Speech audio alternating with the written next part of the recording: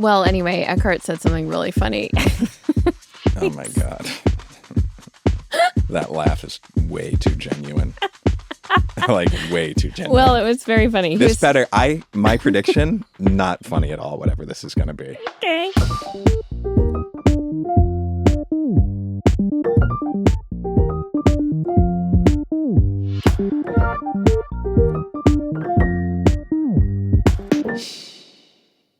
Nobody's listening, right?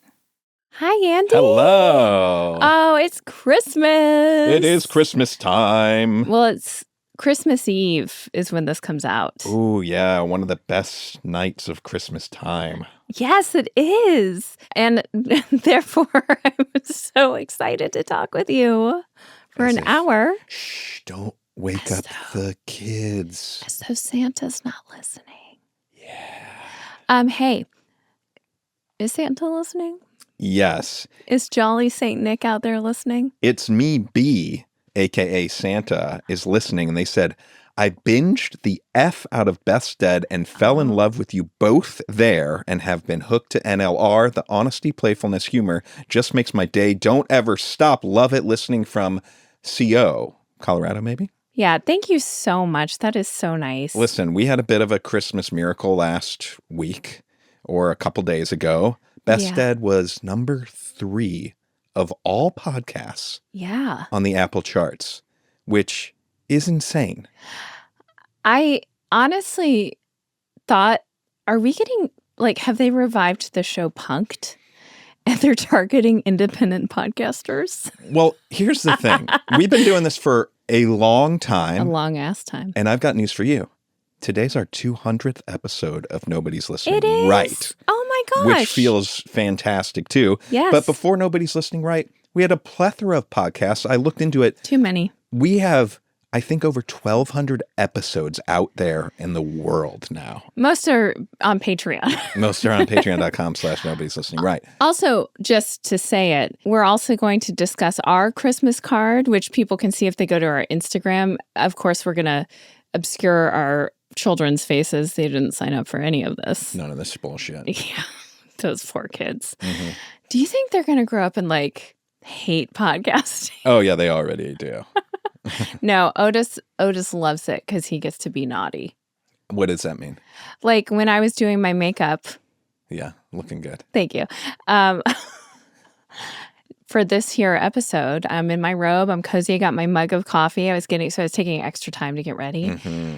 He came in and he goes, oh, I was checking to see if when you're podcasting, because it means he gets extra screen time. We have no oversight. The video games come He gets out. to have cookies and stuff without us knowing. That's fun. I endorse that. I was such a little shit when I was their age. You know, I knew where my parents stashed the Christmas presents. I know. I hate this. And I would go and I'd steal the key. It was a closet in our basement. It's so messed up. Why ruin your surprise? Our kids have that too. I feel like they want to always know before. No, Teddy doesn't. I don't know. Well, it didn't really ruin the surprise because then I had the joy of knowing that I knew. That's so messed up. I like the surprise. I don't like knowing. Yeah. You know, speaking of being podcasters now for how many years? Almost 16. I was thinking, I felt a little funny about last week's episode because we were raging a lot last week. And there's many an episode where we just are kind of talking shit, right? There are episodes that we've talked shit about exes that we've dated, right? Not naming them specifically, but probably people can figure it out if they deduce. Well, talking shit, but also sharing story. You know, I share the story of my ex of finding his wedding album without knowing that he had been married. Yeah. That's not talking shit, really. That's just sharing my experience. But I still feel sometimes a little like, is that appropriate? But then I thought of this beautiful hack, okay? Okay. In many ways, if you think about it, for any of those exes especially that we've maybe talked dirty about, right? Done did dirty. Let's be honest. The fact that it's kind of a gift to them that then they can go, oh, those fucking people with their dumb fucking Oh, yeah, podcast. we're totally the idiots. Yeah, exactly. Without Like question. they can talk, if not more shit about us probably than us to them. I also, it's like how certain politicians just lie out of their ass left and right and up and down and all around and say such outrageous things so often that you get desensitized to it and like it's like overload. If one of our exes or anyone who was like, I wonder if they're talking shit, they have to go listen to 1,200 episodes. I know, but on the off chance that they figure it out, I don't care. I'm gifting to you making fun of us. Oh. And enjoy it. Trust. Enjoy it. Yes, honest. Okay, that's beautiful. We've been podcasting for Do you want to talk about how over 1,200 episodes? We were walking into a holiday sing-along, a joyful, happy party that we were so excited about. And you mentioned to me as we're entering the doorway. Careful. That one of your exes. Careful. Popped up on your Facebook. That'll work. That you never go on, but you were checking your Facebook because you were selling a sofa. Yep. And I needed to know a couple things, and you didn't answer it because we're going into the sing-along, and it was just like walking into Christmas cheer. Yeah. Do you want to fuck her? No, not at all. Oh. Not at all. Really? Yeah, I already did that. Okay. Oh, snap. This brings up another thing. That was a joke, Elizabeth. But to answer your question, like an unequivocal not at all. Oh. Yeah. And okay. And now that feels a little mean, doesn't it? Guess what? She doesn't want to fuck me in my dumb podcast. She sure doesn't. There we go. No one does. There we go. I do want to shout out this artist. Oh my God. Holy shit. You do want to fuck this person. Oh no. Oh my God. No, you know what? I was thinking if you bring this up on the podcast, I was going to call you out on it. You have brought this up. This is the 4th time now. You're obsessed. Tell your little story. Well, I actually do not know why I just thought of it, but you... Oh, because you were just asking if I wanted to fuck someone? By the way, this is a younger person. Gross. Well, now this is awkward. Sorry. That's what you get for bringing it up 8,000 times. I view this person more as like I'm their elder. Okay. Mm-hmm. But this is a festive time. I'd gone to the dermatologist and they shaved a mole off my back. Actually, this was a big day. Big day. You had been gone for a few days. I was sexually frustrated. I'm just kidding. You've been gone for a few days to visit your mom in Idaho. Mm-hmm. I had some doctor's appointments in Beverly Hills. I was trying to kill time before going to pick you up at the airport. It was also the anniversary of my mom's death. Okay. Yeah, it's very true. I see what you're doing, though, but very true. You're removing all of my ammunition. But okay, carry on. 28 years. Okay. And that's intense. It was the day that I wept multiple times, feeling my mom's presence. And the day that Beth's Dead was number 3 in the charts. That was so crazy to me. Yeah. And that felt like such a, not real thing happening. Yeah, it's pretty wild. That I thought, maybe my mom has a hand in this. And 3's my favorite number. Okay. It's too bad 1 isn't. Okay. Wouldn't that be nice? Yeah. Okay. Anyway, this is getting to be way too long of a story. But it's just like, have fun out there, Okay. So I was waiting in line. I decided to treat myself to a little peppermint mocha iced blended coffee bean and tea leaf. Mm-hmm.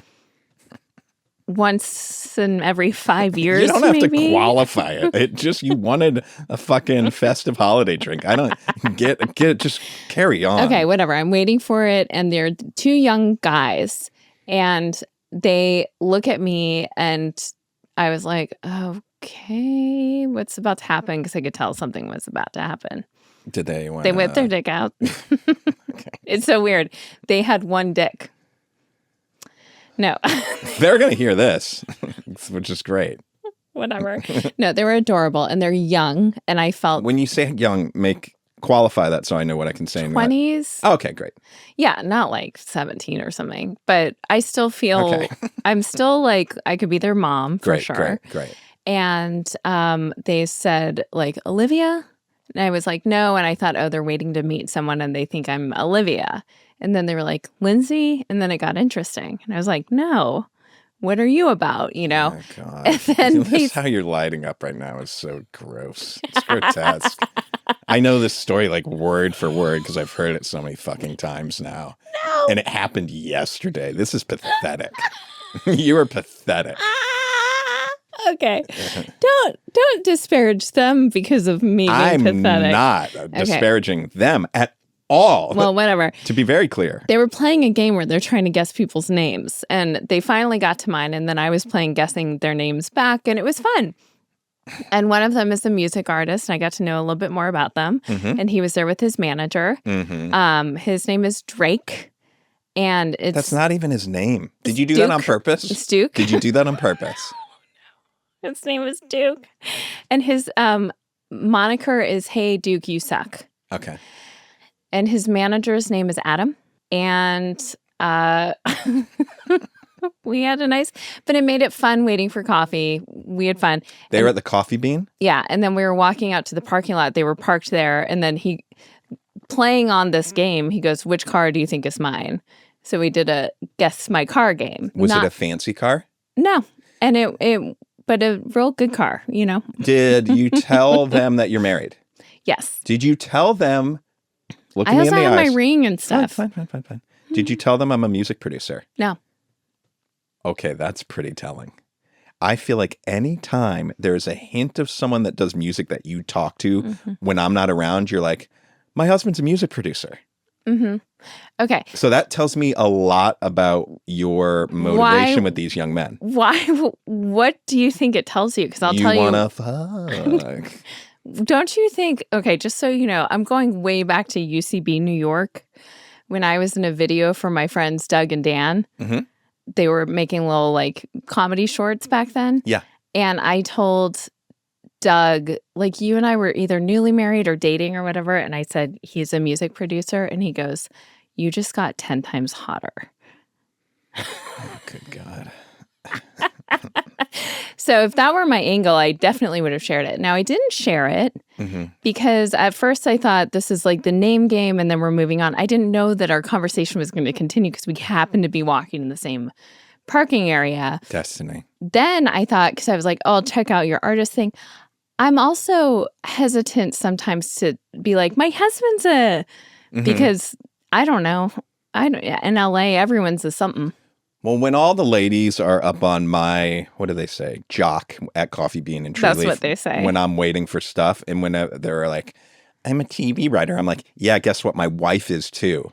Next. That's how I deal with it. Okay? And I bet you become so attractive to them. Yeah, I do. Yeah. Oh, yeah. You're agreeing. Thank you. Okay. It's just. But anyway, also, no offense to your record producing career, but I'm sitting there on a number 3 podcast. And finally, after. Did you say that your husband helped make that number 3 yes, podcast? I said, I'm going to check out your artist thing. And finally I go, I also just have to share. I have a, actually it was number 4 at that time. Number Tough stuff. I hate this. I do too. Should we edit this out? No, not. Oh, you couldn't pay me enough to edit this out. Okay, anyway, it was very fun and they were very sweet. And so I just wanted to give them a little shout out and they spread some holiday cheer to me. They kind of made my day. And during that day, I, had my encounter with them. I was driving to the airport. I passed a street that was Wright Road, which is my mom's maiden name. WRIGHT. Then I passed the place my dad died yet again, which is like the 3rd time in a month. Yeah. So weird. Yeah. Like all the while I keep refreshing the charts and I'm, that's what you do. I think people act like they don't, but. This is a once in a lifetime experience for a couple of podcasters that have been podcasting for 1,000 episodes for how many years? A million. A million years. So anyway, and to get to brag about it to strangers who I know I'll never talk to again. I don't think that's going to happen. I think. No, I don't think I don't. I mean, Do me you this think they'll favor. reach out? Yeah, do me this favor, okay? Just at least let me know when they slide into your DMs, okay? Yeah. You promise? I promise. Okay.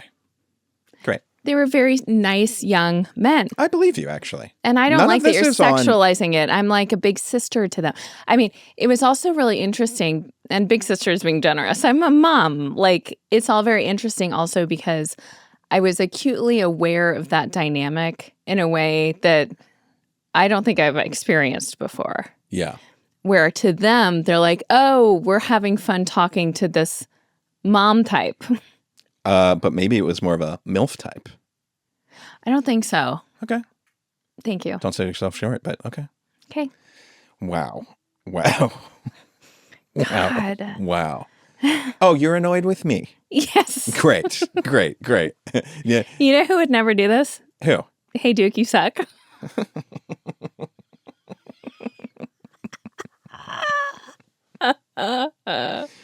True. Christmas time. Christmas time. I need to tell you, I have a couple things about my trip I need to tell you real quick. The first was the flight there. Someone sitting in front of me was farting so bad Ew. that I literally was thinking, can you get sick from farts? You know, like, Oh, yeah. It was that noxious. Did the Napoleon Dynamite thing come to mind? I don't remember that part of Napoleon Dynamite. I think it was Napoleon Dynamite where or maybe it's a different film where some kid is giving a speech in class about how what you are smelling is actual particles of poop going into your nose. Well, that's the thing, because if it is particles of poop, couldn't you get sick? Yeah, it seems like you might be able to, but I don't know. I asked that Alexa, and she said no. I don't think that the cellular load of an odor cell is enough to invade. Yeah, they were in first class too. The gall. Wait, what? I was right behind in Comfort Plus. You know, can I tell you something? I almost do this every time I go to Boise. I never buy that ticket when I book the ticket, but then as I get closer to the flight, I start getting a little nervous. Thanks to you, because I'm absorbing your flight anxiety now, for sure, that I go, oh, fuck, if I'm closer to the front of the plane, I know it's a smoother ride and I get to get off quick. And I log on and I see how much does it cost to upgrade? It's usually $40 and I just do it. Yeah, $40, yes. No, but was the first class seat right in front of you or was there a galley? Like, was there space in between you? It was so you know, for a lot of first class, there's one seat on the left and then there's two on the right. Mm-hmm. I was the first row that had two seats on the left. Oh, okay. And there's only one seat in front. front. So that luckily no one was sitting next to him. I assume it was a him. I didn't guess so. I didn't see. Because there was a little thing. Oh, I was like, isn't he sitting right the fuck in front of you? No, there's a thing blocking the head. Give him a little privacy. Yeah. So gross, though. I understand you're fine if you do one or two farts for the flight. Well, forgivable, totally forgivable. But whole flight, come on. You can't control it. I mean, if that is the case, it's a cabin pressure thing or something, something's wrong. Maybe. I've seen Instagram videos. So my Instagram now is so fascinating. And I want to, and actually our Nobody's Listening Right Instagram is having quite a time. Oh, God. And I want to talk to you about one video I saw. But I've seen videos of people who are during the flight, like an entire section has like a shirt over their nose and someone yells out, please stop farting. Yeah. Like, it can be bad. Yeah. All right. Speaking of the anxiety, my elevator anxiety is through the roof. So much so that I had to go to the bathroom at the mall in Boise, and I was in Macy's, and my mom was using the restroom, and there wasn't one next to her restroom. And there was an employee that was like, oh, just go right down there. There's an elevator. Go up one floor. It's right there. And I got in the elevator, and then I chickened out after I got in the elevator and was like, nope. And then I didn't pee. Chickened out? Yeah, because I'm like freaked out by elevators now. Okay, this is really interesting because that's because of one of our kids. Yeah, but now, I had a really bad elevator story or thing happened to me that I'm sure I've talked about before in Burbank, a Burbank parking lot. Ever since then, they freaked me out. Wait, tell me, because a few weeks back, I think you were out of town. Were you out of town twice in the last? I don't know where you were. I was with our child dealing with, like, he had pneumonia. I had to go get x-rays. No. And the rigmarole of getting him x-rays was crazy because it was a Friday at like 5 p.m. And we had 2 elevator experiences in Burbank out of a parking garage Really? that I was like, ugh, but it was fine. But the elevator thing, you don't even know this. Have we talked about this? That when you left France Yeah, we to have. be with your dad, Yeah. we have one child who is scared of escalators and one who is scared of elevators. Think of the fresh hell I was in Yeah. trying to get us through train stations and airports, and it was comical. The It was escalator comical. one is pretty taken care of now. Yeah. Because I've taken to the library a bunch, and there's a bunch of escalators in there, so that's been fine. Why are we all such a bunch of scaredy cats? I don't know. I do not like it. Last thing I want to tell you about, or did you have a question? So you said your flight back was not great? No, both flights, and I guess I'm just going to tell you because you have such a phobia that I don't want to tell you. Yeah. But then I feel like you want me to tell you. I do. On the way there, I knew that they were having very high winds in Boise. There was literally a wind warning in Boise. Oh, you don't want that. So about a half hour earlier than you think would happen, they get on the speaker and they're like, we're going to turn the lights on. And it was a nighttime flight. And we're going to start prepping the cabin now because we're going to be hitting some turbulence on the way in. So we got to prep early. And I'm like, fuck, the lights come on. And I'm scared as hell. And I'm tightening my belt. Mm-hmm. No turbulence, though. It was like total false alarm. Great. On the way back, though, about midway in my flight, there were a couple big, jumpy, dippy bumpies. And like I had already had my belt really cinched, but like the guy next to me, the first dip, you saw him grab that thing and like lock it down. It was one of the bigger bumps I've had in a long time. Dips, I should say. Yeah. I just hate it. You have adopted my anxiety. Well, It's hard not to. I'm actually hopeful because I got a new medication that I still need to try. I've had it for about a month and Do it on Christmas Day, maybe. Mommy is having fun. No, I think I'm going to do it one of the days leading up to, Yeah. I'm happy about that. And I've been, I've done a lot and I think it comes and goes. I've done a lot of work in this area for myself. I read that book. I did all the mind exercises, which seemed to help. Yeah. But it's a lot of work. It reminds me of doing the the prep I did before giving birth, where I was like listening to these tapes all the time. Yeah. And then to the degree that like when I started to try to prep for Otis, hearing that tape again was triggering to me. I was like, that lady's voice makes me want to crawl out of my skin. Yeah. So I've been following some pilots on Instagram that have really helped me. Bet you are. Now, okay, you go. Stop. Okay, it's fun though. Okay. Something that you might find interesting, them saying, hey, it's going to be turbulent on the way in, does not bother me. Because I'm like, oh, they know. They're prepared. And I know that they know regardless. The stuff that scares me is the stuff that's out of nowhere. Yeah. But what I do know is that the pilots aren't scared. The planes can handle way more. And also our inner ears, the way they work, it feels so much bigger than what it actually is. Yeah. So, that's all good stuff to know. That is very good. 2 things I need to tell you about a voice that triggers me really bad that happened in Boise. But first, you would make a great pilot's wife. Like, had you not married me, you could be a pilot's wife. Why? I don't know. I just get the vibe. It'd be a good vibe. They're gone all the time. So you have your own time to do stuff and you travel the world? Oh, yeah, that's true. It's just not a good lifestyle. I mean, it's similar to being like with a stand-up comic or something. No, but they only fly a few times a month. They're home a lot. Oh. Yeah. Oh, really? Interesting. Also, I think like my fear plays in, but I probably I just in mean a different in version, another lifetime, like just me seeing you with a pilot. I'm like, oh, I could see that. That's cool. How about a senator? Yeah, you could be a senator's wife. Thank you. Yeah, for sure. I could see you being with Who? Me. Oh my God. Okay. So this is a real problem I learned about in Boise, Idaho.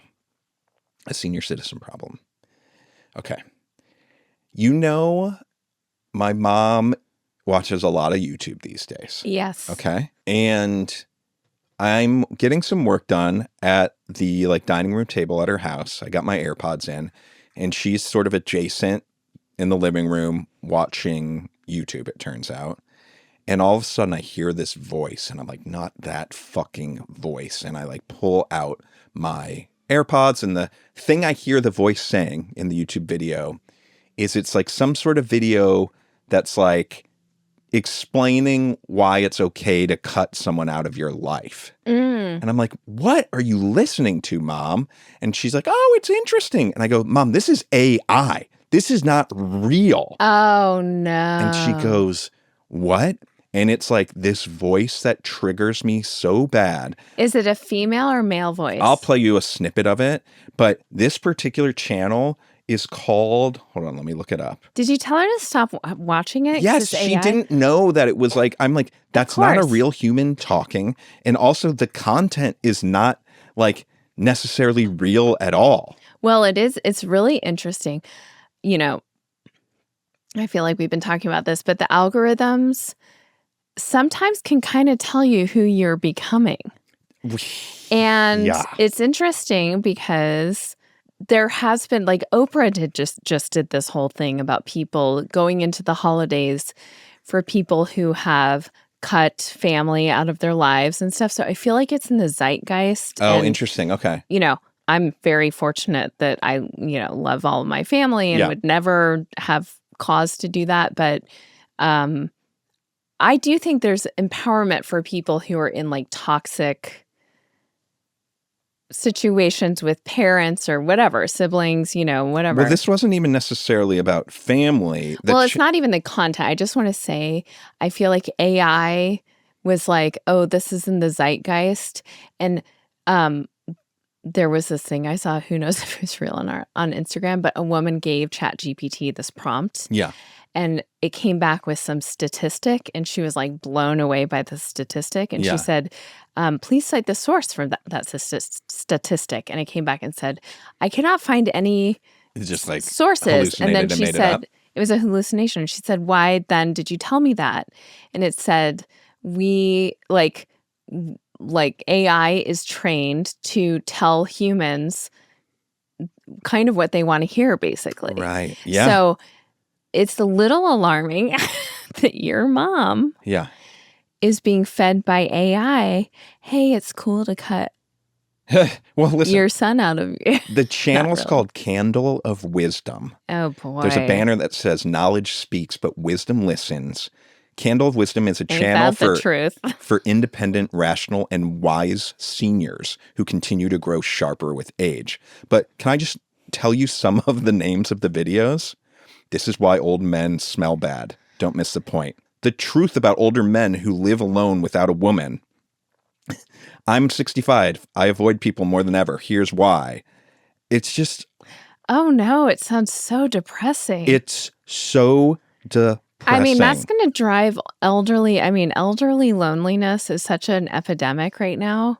That's going to drive people into misery. That's what I'm saying. That's why I was so upset. You should have heard what it was spouting. I was like, turn this off. This is horrible. And that someone is just churning out these videos because it's AI. So they're probably churning out multiple of these a day.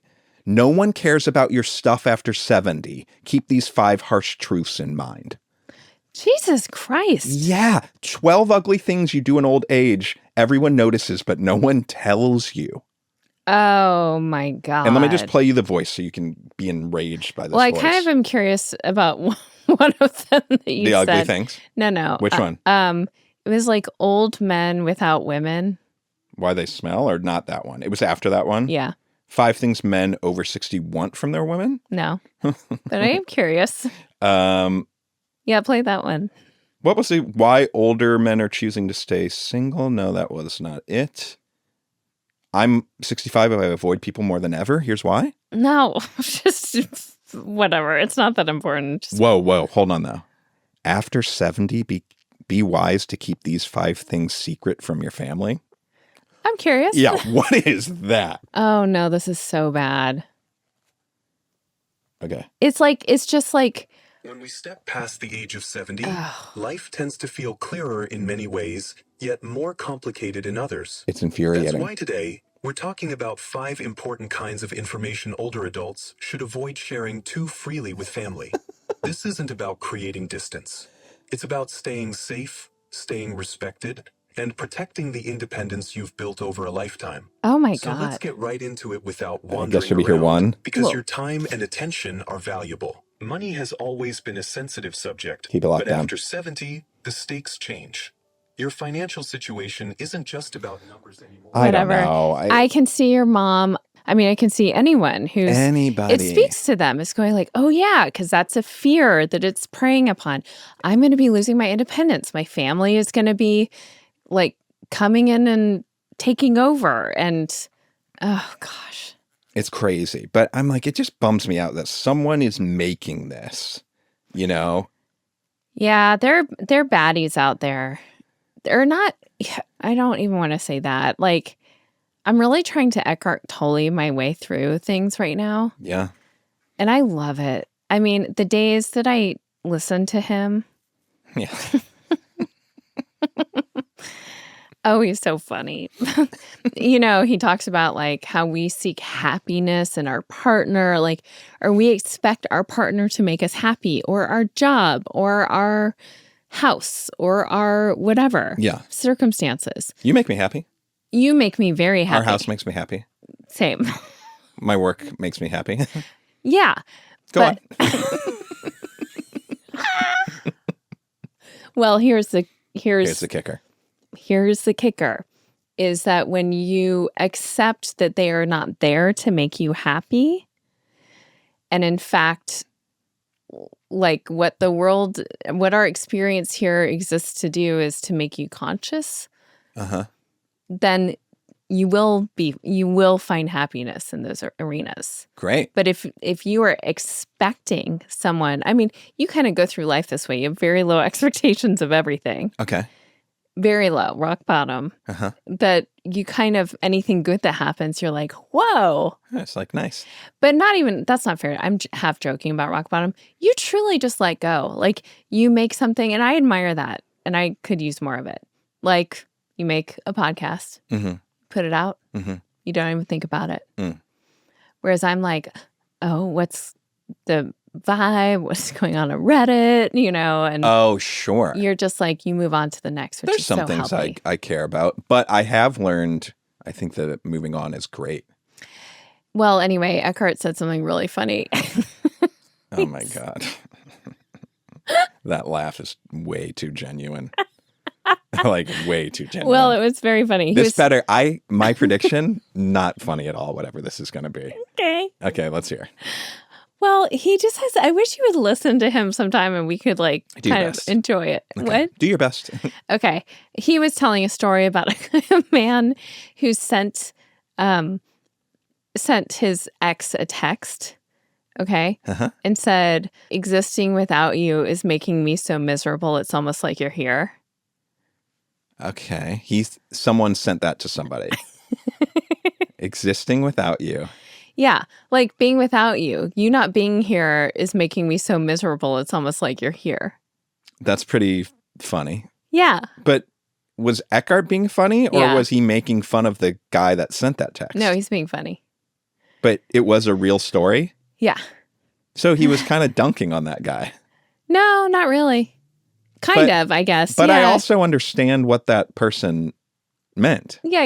And that's not funny. That's more just like kind of real and could be interpreted at like maybe nice, maybe sad. It kind of depends on the circumstances. Yeah. Did they have a troubled relationship, or is it a good one? We don't know all the details. We don't know them. And it doesn't matter. His whole thing is none of it matters, which is like such a great thing. But was he laughing about it? Yeah. But I don't understand. Why was he laughing about it? Because it's funny. Because explain. Well, part of his whole thing, and this is not very Christmassy, but is that suffering, okay, first of all, most of our suffering is created by us in our Sure. mind, like internal suffering. Of course, there are Yeah. external things that happen, Mm-hmm. but how we deal with them, suffering so often happens because a situation arises. His example was you're waiting in line for something and you're like, oh, they shouldn't hire someone who does this slow and blah, blah, blah. Now you're the Right. victim and you're suffering. Yeah. But it's really just your mind and thoughts. And if you didn't have those mind and thoughts and you just accepted the moment for what it is, you'd be like, okay, I'm waiting. Mm-hmm. And like maybe something interesting will happen. Yes. Maybe Yeah, we know you'll meet your buddies. Yeah. Speaking about waiting in lines, I took my daughter and her friend. We were your out. daughter? Yep, out in the burbs, and we needed to hit a craft store. So for the first time ever, Your friend? Her friend? Yeah. Today? No, Oh. this was a couple weeks ago. Oh, okay. Maybe a week ago. We went to Hobby Lobby, which I've never been to. Oh. Which I don't want to go to because I hear that they have pretty horrible politics and whatnot. Yeah. But it was the name in town. It was the name of the game there. And I thought, I'm also a little curious about a Hobby Lobby, right? I'm very hobby curious. Yeah. Hobby So Lobby. let me tell you, I went to Michael's today. So I have like fresh in my mind Michael's versus Hobby Lobby. It is not even a fucking competition. Hobby Lobby is such a turd compared to Oh, I Michael's. thought you were going to say Hobby Lobby reigns queen. And I was No. like, what? It is like crazy, horrible lighting. And then this is the most fascinating thing. They don't scan items, barcode them. They type in every single item. They do not scan. Well, that's technology that Hobby Lobby can't afford to upgrade to. They're I actually had huge. the They're thought- all across the nation. I think it sounds more like some shady shit. Oh, like it's a With the front? money. Oh, a mob thing? Like, how are they doing inventory? It's huge. It is like the size of a Michael's. Might be easy to, probably a lot of theft. Yeah, that's what I'm saying. Or something. Doesn't that seem a little weird to you? Yeah. I actually had a moment. I was going to an establishment yesterday. Yeah. And I had the thought, oh my gosh, wait, maybe they might not take cards. Oh, by the way, they do not take credit cards. They only take debit cards or cash. Okay. Mm-hmm. I thought, you know what? There have been some mom and pop places over the years that I'm like, okay, they don't take cards, whatever, I get it. Yeah. I'm now at the point like, no. Yeah. You don't get to not take cards. Like, and I'm going to say something. I mean, I can take my business elsewhere, but like friend to friend, you need to figure out, it's very easy to set up. I think it's like 3% though. It is, if you look at the bottom line, Uh-oh. it is a lot of money. But it does seem crazy that in 2025, you wouldn't take credit cards. Yeah. You know? Yesterday driving, I drove with and around and do-si-doed with so many Waymos. Fucking weird, right?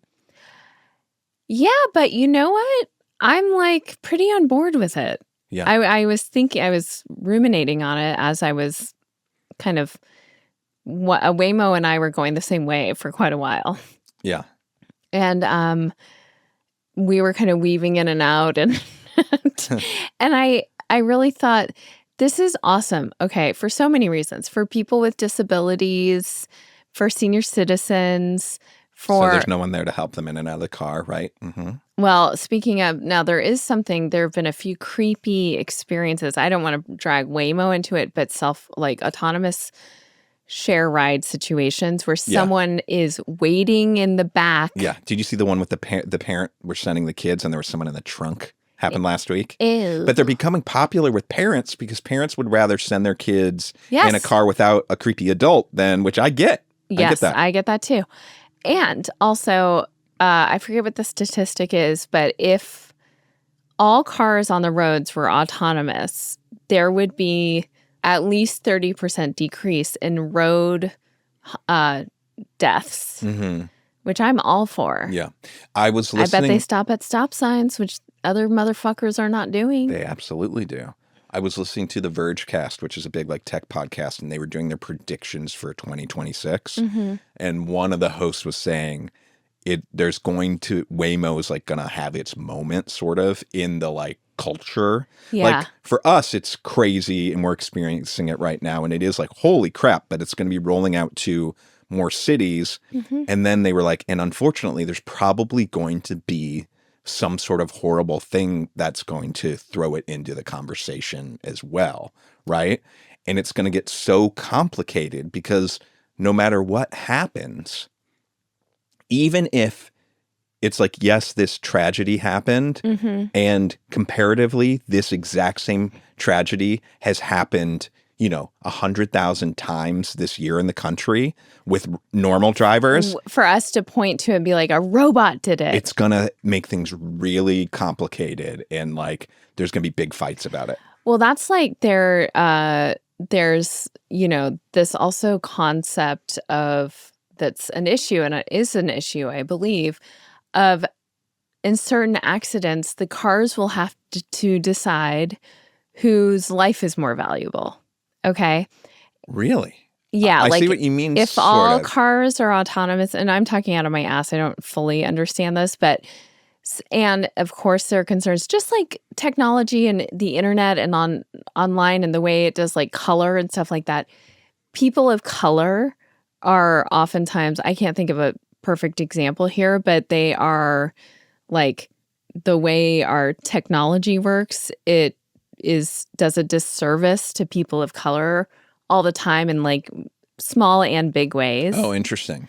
And I wish I had like more specific examples, but I'm sure people could find that and inform us. But in the case of these cars, of course, that's a concern, that it will factor in demographics and skin color and things like that. Having said that, I'm like, that is already such a huge factor in, if there's an automobile accident or anything, and it's like a white guy and a woman of color, like going to court over something. Sure, I mean, that already exists. So I think that it's silly to completely, that's something that should be looked at and advocated for. That on the different side of that coin, having an autonomous vehicle, as like a woman, you might feel way safer getting into a robot taxi to not have to deal with that. A person of color, remember like when we lived in New York, it was harder for people of color to hail a taxi. Yes, that's like a proven thing. Like, as so a in woman, many ways it helps sure, a lot, I would right? feel so much safer. Yeah. That's one of the things I was thinking when I was driving around with it. The one I was driving next to was a dad and his son, and they were both in the back seat, like kind of with one of the windows down, so I kind of got a good look at them. Yeah. Being like, it's such a novel, wild thing. Yeah. But I think it's cool. Dude, the one you see, so most of them I'm seeing lately don't have anyone sitting shotgun, but some of them still have someone in shotgun that can like, throw on the emergency brake, and they're in there just like doing, I don't know, taking notes or whatever. When I went to the doctor the other day, there are a ton of them in Beverly Hills, right? Yeah. That's where I was. It was really interesting. I saw one with a guy sitting in shotgun, a Waymo employee. And I was going down like a side street following it. And you could see him, like a lady walking her dog, being like, oh, there's the guy in the Waymo. And they had a moment waving at each other because they must see each other all the time when she's walking her dog.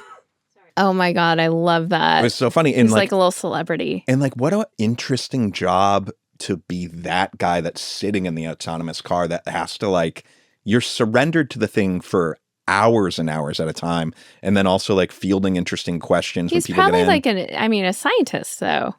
Maybe. An engineer.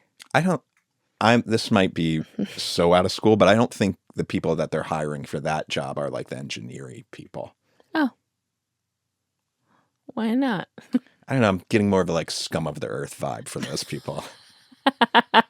He sounded so friendly. No, I know. To it's kind of fun. Yeah. Like waving to all the people that you recognize. Great. But it will be interesting to see how other people start reacting because we're in the minority and it is crazy. The first time you see it, it's pretty crazy. I want to play an Instagram thing for you. Great. The video I mentioned, I just don't want to get past it. Yeah, please. Have you heard of equine physical therapists? Yeah, of course. Horse people. Horse people. Equine therapy. Now, You know equine therapy.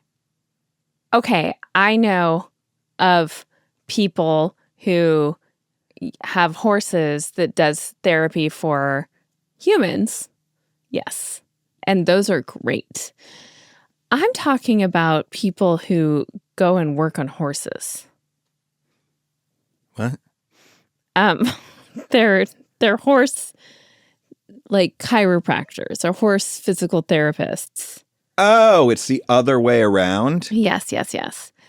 I saw one of the most satisfying videos I've ever seen in my life. This is a chiropractor of a horse. Now he's standing right behind the butt of the horse. It's like a close-up shot from the head of the horse down looking at the butt. Okay. And the horse comes up to like his chin. I'm listening. Okay. Go on. He has these like metal tools he's using on the horse's back. Now the horses love it because I've looked at some of the comments. I've spent some time here. Okay. They're more appreciative than human chiropractor clients. They love it because it feels so good. Okay. Now he's doing a spine manipulation. Okay. Says, point of view, your job is arguably one of the most satisfying in the world. Okay, he's getting it ready. Boom, boom. Oh, Jesus Christ. What a great crack he got. So he's just cracking its back? Okay. So the loud pop is not bones rubbing together. It's a phenomenon called cavitation. When they apply a quick, specific thrust to a restricted joint, the pressure inside the joint capsule changes instantly and it releases gas bubbles from the synovial fluid, just like popping a cork. Okay. Fuck, marry, kill. We'll both do this. Okay. Farrier, the horseshoe guy. An equine therapist, right? Or a cowboy. Okay. And then we'll do it for... What? Is cowboy not good? Define cowboy. Damn. Like rancher? Someone who contributes to... Do you have a better one that's meat? the three of those? I thought you were going to say, okay, horse chiropractor. Yeah. Farrier. Yeah. And someone who does horse therapy for humans. Great.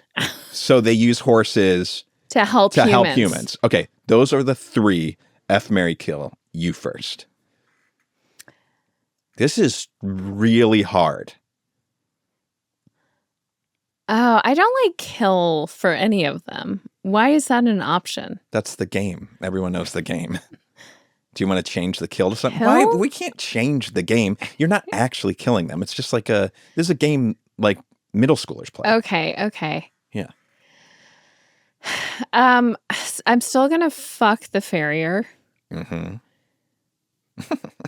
And I'm going to marry the chiropractor. And I'm going to kill them. Wow. See, I feel so bad. Okay. Interesting. I, like you, gotta fuck the farrier. Yes. Gots to. Yes.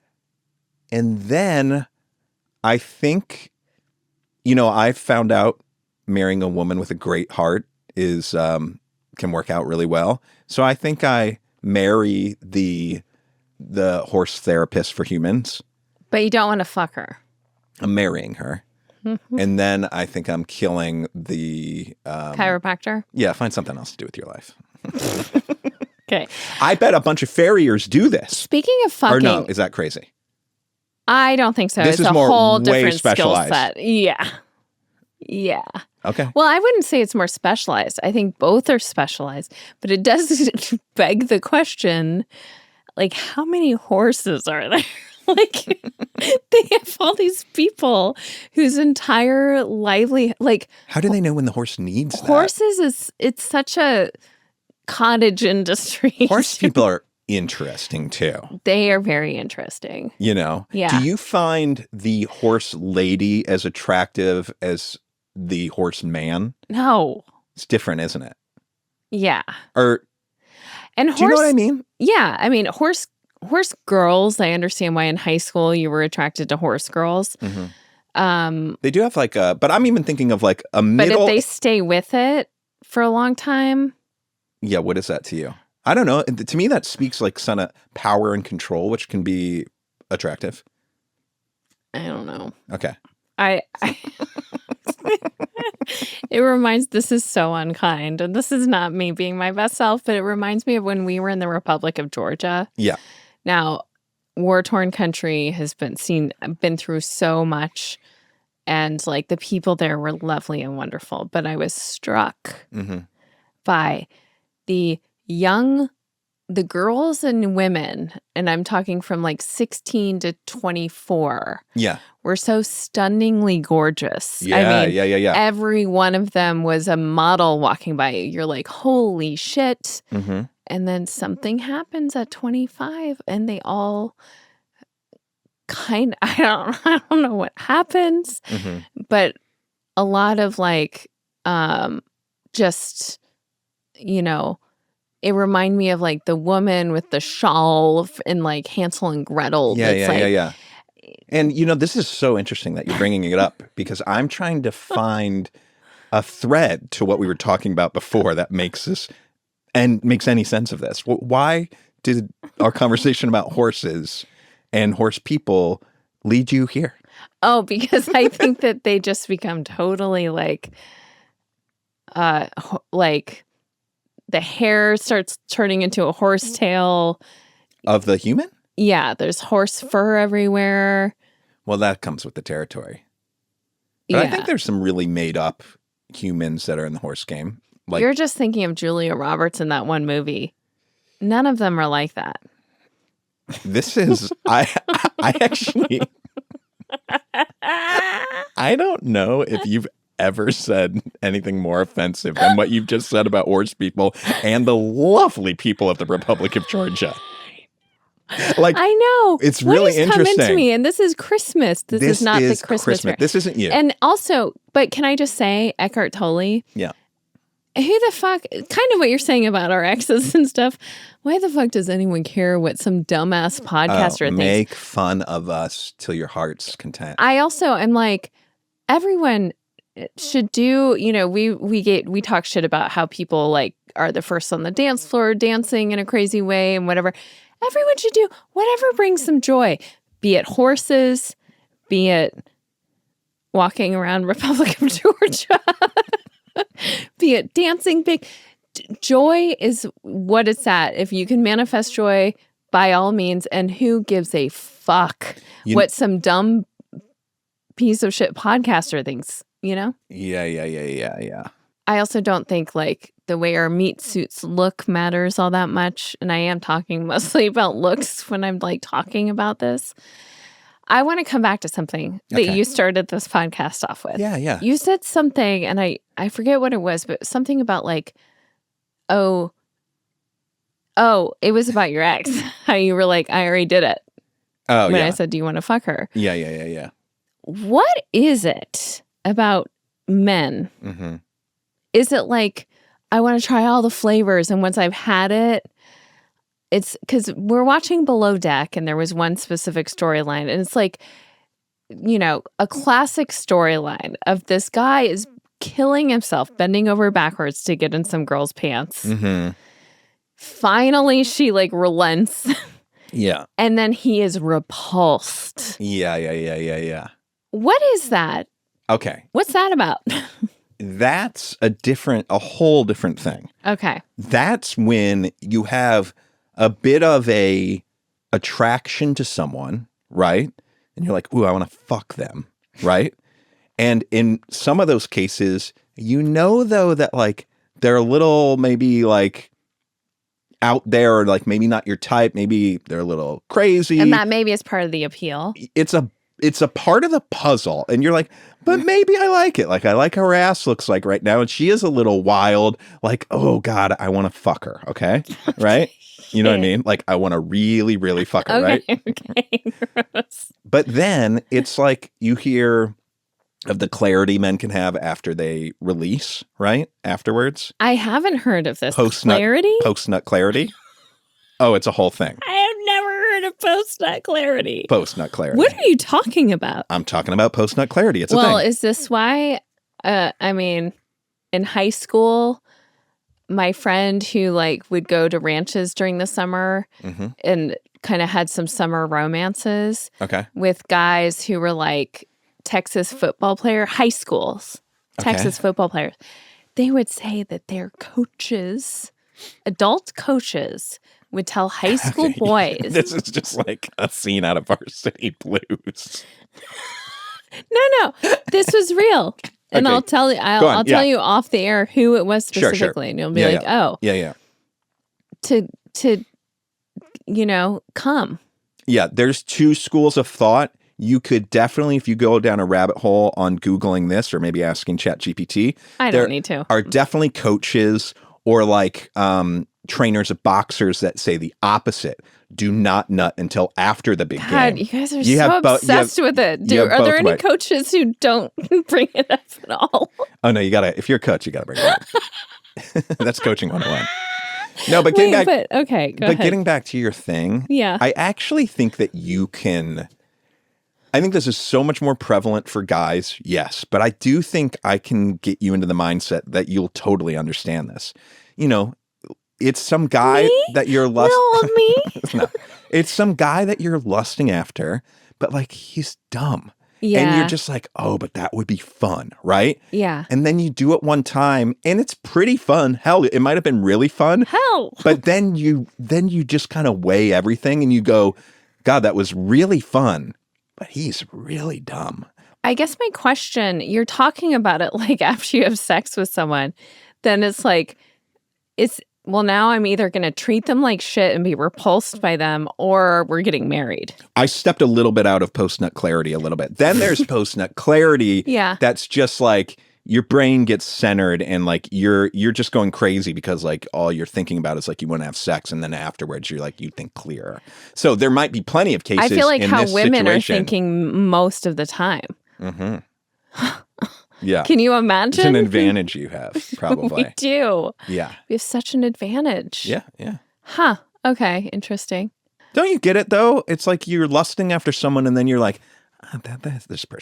this isn't for me. Yeah. What am I doing here? We're going to sleep together a few more times and then what? Then I got to figure, it's like, this ain't right. Yeah, I guess so. I think the repulsion comes in. It's more like how strong, like, the pendulum swings so far in the other direction. Because I think in those cases, the person's disappointed with themselves. I know, but it's, I guess, kind of ashamed of what an animal you are and how like driven you are by hormones and your dick and stuff. And then, but also like take it from the other person's perspective, be it a woman or man or, like to be lusted after and kind of the red carpet rolled out, like this person's kind of trying whatever they can and wooing them and flattering them, and then to be like, ugh, it's really unkind. But I don't think it's usually instant, right? And I know the particular thing you're talking about on the show that we're watching, that was like it kept escalating and escalating, and the guy I kind of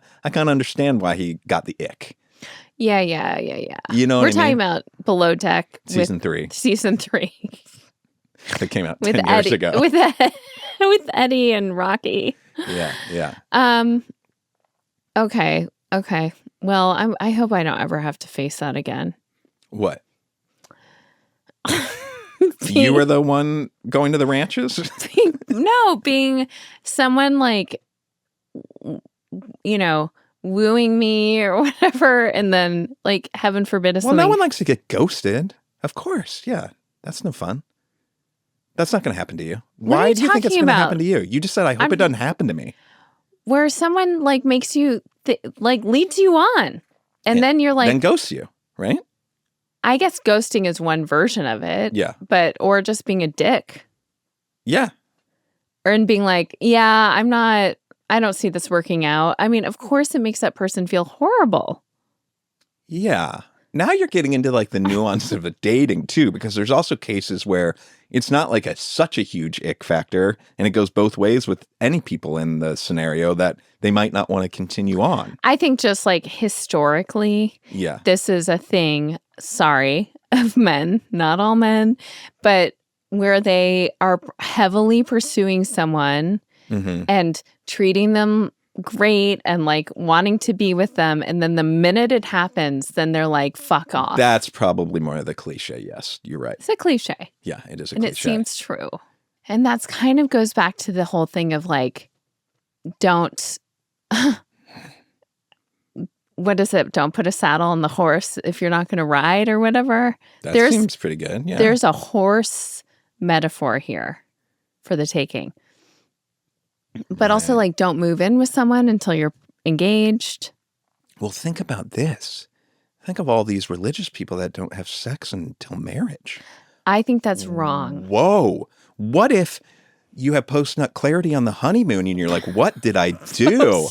Not clarity. There is might the be a funniest. reality show here. Post-nut honeymoon.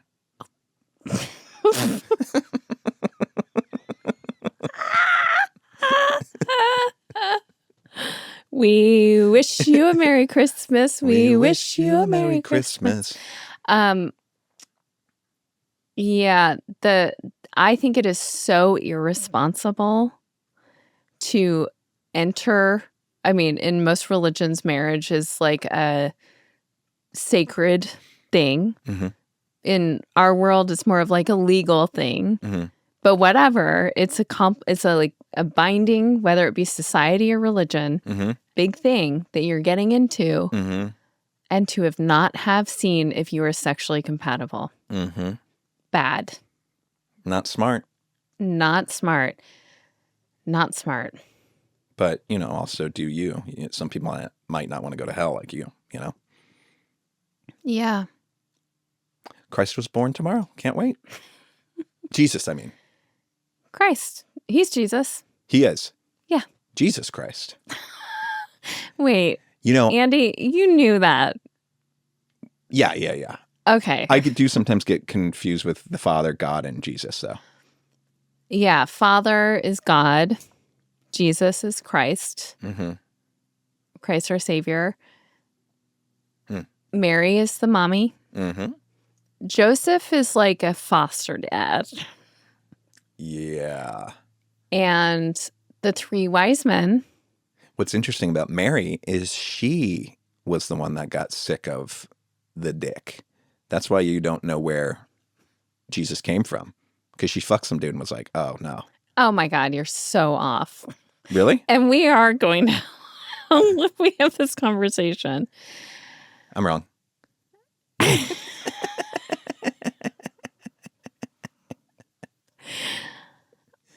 Look, if you're not buying this classic story, which is that she was impregnated by God.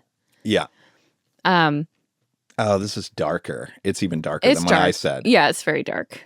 We don't need to end the Christmas Eve episode like that. No. No. Christmas is fun. Let's share a fun Christmas memory. Okay. I will do one of my all-time favorites, and it was getting laser tag in Colorado one year. That was very fun. Hey, Colorado. Yeah, very Santa. fun. It might not have been laser tag. It might have been photon, but same difference. It was real fun times. I was little. That is very fun. So yours is gift-oriented. That's great. What was mine? Mine was probably, I got a new bike. I was probably 14. And it had like snowed, but the streets were plowed. And I went and hopped on my bike and I like rode down to my best friend Kendall's house and rode all around. And it felt like freedom. And it was also very magical because it was really quiet with the snowfall. And then, of course, just Christmas time with my family was always so special. It's great. Merry Christmas. Merry Christmas. Good night. Good night.